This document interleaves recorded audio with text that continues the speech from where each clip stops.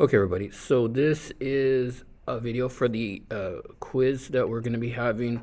It's going to cover the media. It's going to cover the Electoral College, the Great Depression, World War II, and the Cold War. It could be 25 questions, multiple choice. We'll do it in the second half of class. When we talk about the media, you're going to want to know that what are the issues that get more TV coverage. Usually those are ones that, you know, that we need to pay attention to and that elites want us to know about. When we talk about what functions the media serves, one of it is socialization, kind of instructing us and teaching us, what the elites and what their values are and what their preferences are. The biggest thing that the media does is they set the agenda. So you can think of the functions that the media does, and it's socialization, trying to get us to feel a certain way, interpreting things, and also setting the agenda. So that's what all the media does, is socialize, kind of interpret news, and discuss what is important for us to understand. And the biggest probably tool out of all of that is agenda setting, because agenda setting basically means they act as the gatekeeper and they determine what's important and what's not important for us to take in. When we talk about sex scandals and sensationalism in the news, sometimes we kind of need to know those things to base people's morality, and it's a reflection on the character. So we always want to know, if there are any salacious stories out there. As far as military secrets, the best way to keep military secrets is to keep them secret and keep them away from the press. It's something simple as that. Is in order for the media to protect, or for the government to protect military secrets, you got to keep it away from the press. Okay. Remember what the Sullivan Rule is. Remember, the Sullivan Rule makes it easy for people to broadcast false information about politicians. You can avoid being sued for damages for slander and libel, and you can also kind of say pretty much whatever you want about anybody, because remember, the Sullivan Rule creates a standard where the plaintiff or the person that's suing needs to show that whatever statements were made or written or spoken were damaging to somebody's character, and it was done with malicious intent. The media is important because the media serves as a main link between the candidates and the voters. All right. So the next thing is the Electoral College. Know how the Electoral College votes are determined. Remember, it's the amount of House of Representative members in that state plus 2. Remember that there's 538 votes available, and you need 270 to win.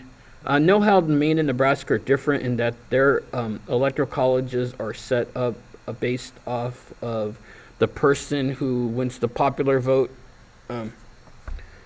gets two electoral college votes, and whoever wins the remaining districts gets 1 electoral college votes. Because remember, it's spread up into districts.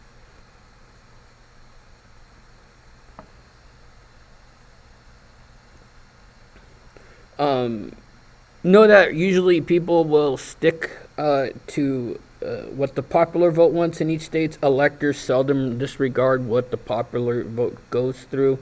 About 99% of the time, electors who are chosen by the parties will stay with the party and not vote against them. And, a lot of states have laws that forbid you from, if you're an elector, forbid you from voting against what the popular vote is.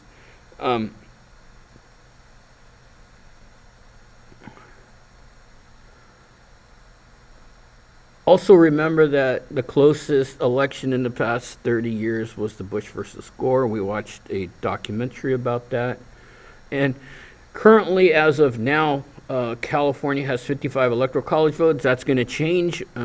It's going to probably go down to 54, and that won't happen until the 2024 election. So something just to keep in mind. Know some of the causes of the Great Depression. Remember the stock market crashing, a lot of laissez-faire policies that were out there, and kind of a lot of disinterest from the government caused the Great Depression. But more importantly, it's the stock market crashing in October of 1929. And that didn't help.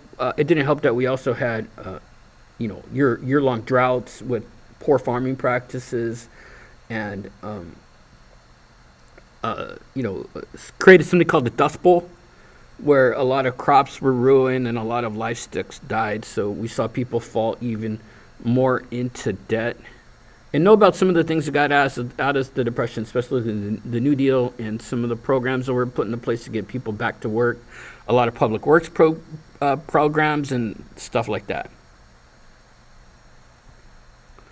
Okay, I'm going to also want you to know about World War II. Sorry about that. We're going to talk about isolationism. And originally, about 94% of the population wanted to remain out of the war in the early 30s and in the mid 30s. And even there was a movement or an amendment trying to get a national referendum where citizens would vote on a declaration of war as opposed to Congress declaring war. That was something called the Ludlow Amendment. So what the Ludlow Amendment was and how it sought to have a national referendum if we were going to get into war. It fell about 40 votes short. So just remember that.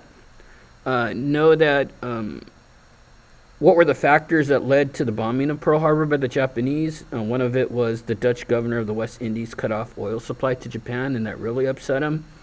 There was already tensions, which we talked about.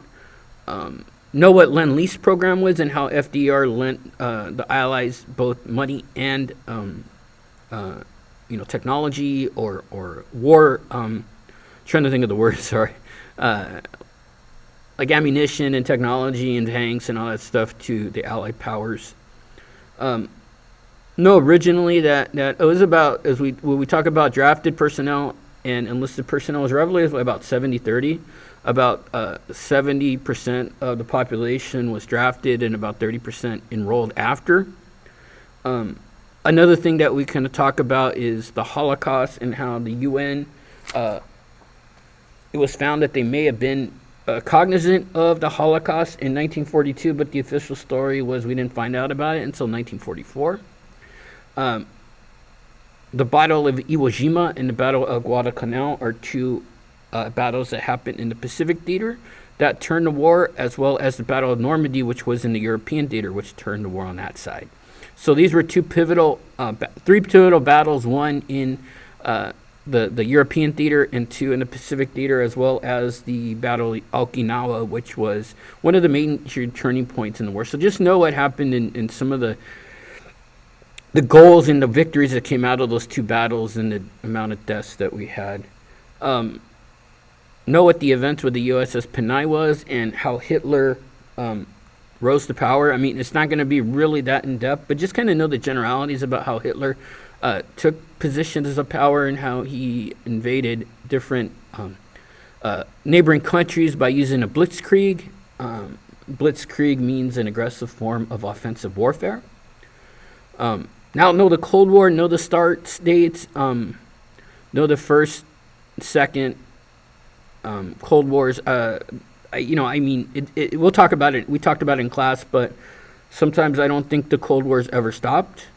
The tensions between the U.S. and the Soviets, now the Russians, which started after World War II, and I still think there's still some hard feelings there. Know what the Berlin Wall was and kind of the how Winston Churchill referred to the spread of communism as an Iron Curtain, which was between East and West and, kind of divided by the Berlin Wall. So know what the Iron Curtain is. And don't worry so much about Alger Hiss. We're not going to talk about him that much, but there is some good information in the book about him. Know about the Korean War and how it was a path to push against the spread of communism in Southeast Asia, and how it was actually the United States fighting against the North Koreans. And there was a TV show called MASH that was on longer than the Korean War actually happened. So, remember that. And also know Joe McCarthy and his Red Scare and some of the tactics where he accused people of being communist without due process, and it ruined a lot of people's lives. Okay? So that's what will be on the exam. Just remember to look at the study guides and look at this video repeatedly, and you should do okay. All right? Thanks a lot.